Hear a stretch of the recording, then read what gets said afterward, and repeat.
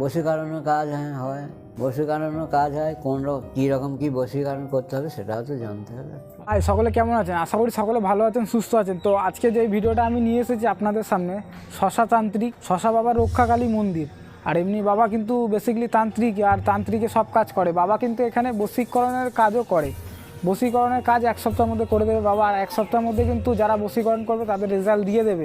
এবং যাদের সন্তান হচ্ছে না তাদের ক্ষেত্রেও কিন্তু বাবা এখানে 21 দিনের ভিতরে তাদের ফল হয়ে যাবে। যে নিয়মগুলি বাবা বলবে সেই নিয়মগুলি যদি আপনারা পালন করেন, বা যেগুলো বাবা আনতে দেবে সেগুলো যদি আনেন, তাহলে অবশ্যই কিন্তু আপনাদের সমস্যার সমাধান হয়ে যাবে। আর যে মায়েদের সন্তান হচ্ছে না, এখানে 100% গ্যারান্টি সহ কিন্তু বাবা কাজ করে, তাদের সন্তান হবে। তো সেক্ষেত্রেই আজকে বাবার সাথে কথা হলো। এবং যাদের চাকরি হচ্ছে না তাদের ক্ষেত্রেও কিন্তু কিছু নিয়ম পালন আছে। তারা যদি সেই নিয়মগুলো যদি পালন করেন, অবশ্যই কিন্তু আপনাদেরও চাকরি হবে। এবং যারা প্রেমের সমস্যা নিয়ে ভুগছেন, তো এই বাবার মন্দিরে আসতে পারেন। বাবার কাছে কিন্তু সব সমস্যারই সমাধান হয়। তো আগে বাবার মন্দিরটা দেখাবো, তারপর বাবার সাথে কথা বলবো। এবং বাবার ফোন নাম্বার কি, ঠিকানা কি, তো আমি এরপরে ভিডিওতে দিয়ে দেবো। আর এই ভিডিওতে বলবো যে বাবা কি সমস্যার সমাধান করে এখানে। তো আজকে আমি মন্দিরের বাইরে রয়েছি, আর বাবার মন্দিরটা দেখাবো, আর মা রক্ষাকালীর দর্শনও আপনাদেরকে করাবো। আর বাবা কিন্তু ভক্ত দেখছে প্রায় 60 বছরের উপরে। আগে কিন্তু ভক্ত টিকিট কেটে দেখা হতো, মানে এত পরিমাণে ভক্ত হতো বাবার মন্দিরে, ভক্তদেরকে টিকিট কাটিয়ে তারপরে কিন্তু বাবার দর্শন করতে হতো এবং বাবার কাছে সমস্যার সমাধান করতে হতো।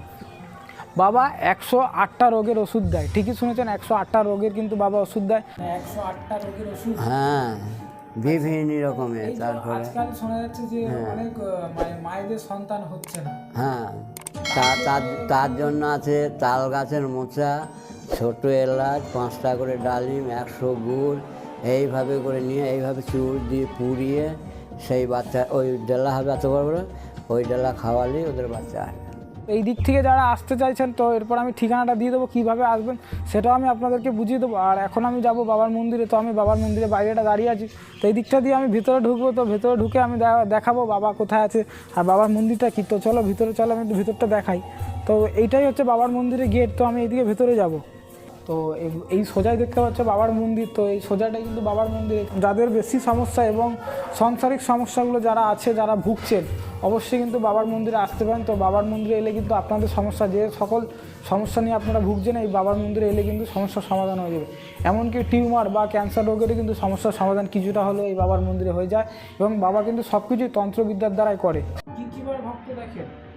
আমি সব বাড়ি এখন এই যাত্রী রাখার জন্য সব বাড়ি বসতে হয় ওই 12টা, 11:30, 12টা, এই দুটোতে। তারপর যতক্ষণ যাত্রী থাকে ততক্ষণ আমি দেখব। ভক্ত দেখেন, মানে প্রত্যেকদিনই বসেন মায়ের মন্দিরে? হ্যাঁ, আচ্ছা, প্রত্যেকদিনই যাত্রী দেখেন? হ্যাঁ, আর এই সময়তেই বসেন? এই সময়টাই বস। যাদের পেটে পাথর হচ্ছে, অনেক ডাক্তার দেখাচ্ছেন, সমস্যার সমাধান হচ্ছে না, এই বাবার মন্দিরে এলে কিন্তু খুব সহজেই সেটা সমস্যার সমাধান করে দিতে পারবে এবং তার পেট থেকে পাথর বার করে দিতে পারবে। ডাক্তারও দেখাতে হবে না এবং অপারেশন ছাড়াই কিন্তু বাবা এই মন্দির থেকে বার করে দিতে পারে। আর যারা, আর একটা কথা, আমার চ্যানেলে যারা নতুন আছেন অবশ্যই সাবস্ক্রাইব করবেন এবং ভিডিওটিতে লাইক, কমেন্ট, শেয়ার করে যাবেন। কী করতে হবে সে তো আপনাদের জানা আছে। যাদের দোকান বন্ধ হয়ে গেছে বা অনেকে খুলছে, হ্যাঁ, কিন্তু মানে একদম শেষ হওয়ার পথে, আচ্ছা, দাঁড়াতেই পারছে না, আচ্ছা, তার জন্য ওষুধ আছে। আচ্ছা, কি তার জন্য আমি ওষুধ বলে দিচ্ছি। তাদের একটা লাল শালু কাপড়, আচ্ছা, 5টা কড়ি, 1 জোড়া শাঁখা, 1টি নোয়া, 1টি হরতুকি, একটা সুপারি, একটা পান, একটা নাল মোড়ক, 1 পাতা সিঁদুর, ধূপ, বাতাসা, এই সমস্ত নিয়ে নাল চেলি গামছার মধ্যে বেঁধে দেবে, দোকানের মধ্যে ঝুলিয়ে দিল বা চাপা দিয়ে রাখলো।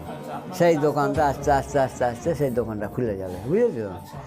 এই হলো তোমাদের কথা। হ্যাঁ, তা এখন তোমাকে বলে দিচ্ছি, শোনো, যে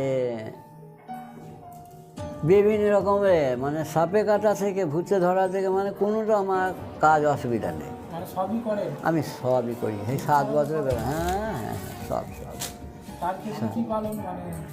তার জন্য ধুনো, শুকনো লঙ্কা, বুঝেছ, শুকনো লঙ্কা পোড়ানো, ধুনো পোড়ানো, একটা মালসার মধ্যে আগুন করে এবার তাকে চুলের মুঠিটা ধরে সেই নাকে শোনানো।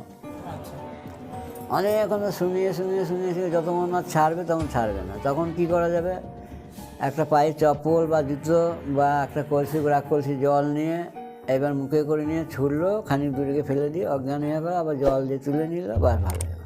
বাবাকে দেখার জন্য কিন্তু মন্দিরে 21 টাকা ফেলতে হবে, তারপরে কিন্তু বাবা ঘরে এসে, মা রক্ষাকালী ঘরে এসে আপনাদের সমস্যাগুলো বলবে, এবং যে সমস্যাগুলো বলবে, যে জিনিসগুলো আনতে হবে তার বিনিময়ে কিন্তু আপনাদেরকে মূল্য দিতে হবে।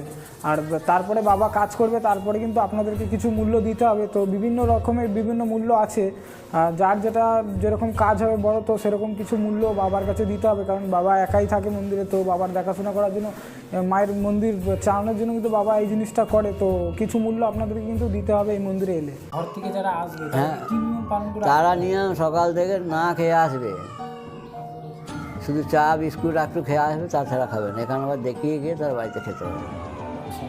এখানে আসার কি কি নিয়ম পালন আছে? মায়ের কিছু নিয়ে আসতে আসা বাতাসা ধূপ নিয়ে আসলে, পেটে পাতল যাদের হয় তাদের পর্যন্ত ওষুধ খাইয়ে দিলে তাদেরও কমে যায়। হ্যাঁ হ্যাঁ হ্যাঁ, সে ওষুধ ওই মাছ দেয়।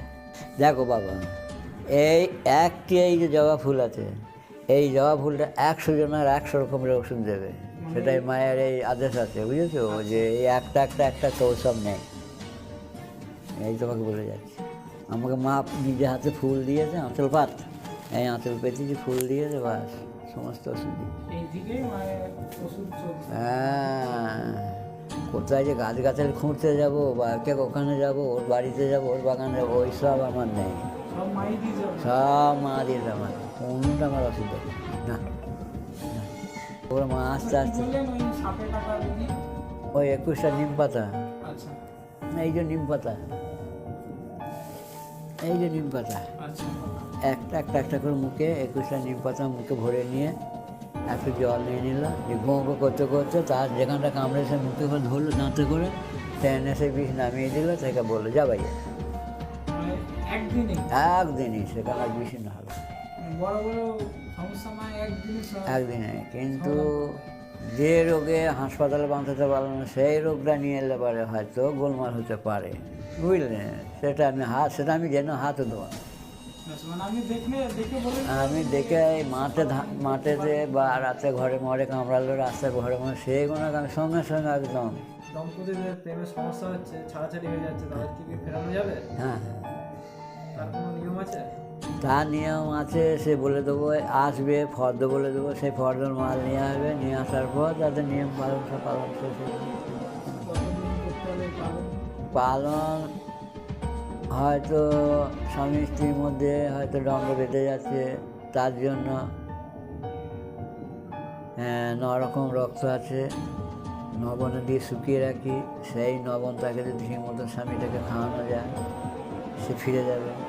স্বামীর সঙ্গে যদি পরিবার যদি গোলমাল করে, স্বামীকে নিয়ে গিয়ে তাকে ভাতে মাছে জলে বাদ দিয়ে, ভাতে বাদ দিয়ে তাকে খাওয়াতে পারলে সঙ্গে সঙ্গে ফেরত হয়ে যাবে, একদম সঙ্গে সঙ্গে কাজ হয়ে যাবে। তার ঘরে বউ যদি থাকে, সে জায়গায় আমি হাত দেবো না। বড় ছেলে যদি কোনো ভালোবেসেছে, তাকে কিছু কাটান কুটন করে তাকে ঠিক রাস্তায় নিয়ে আসা যাবে। মা বাবাকে ভাত দিচ্ছে না, তাকে সেরকম মতন ওষুধ দিয়ে কখন আমার 21 দিন বা 1 সপ্তাহ এইভাবে করে হয়। ওই যে সব যাত্রী বসে ওদের জিজ্ঞেস করতে পারবে কিছুটা।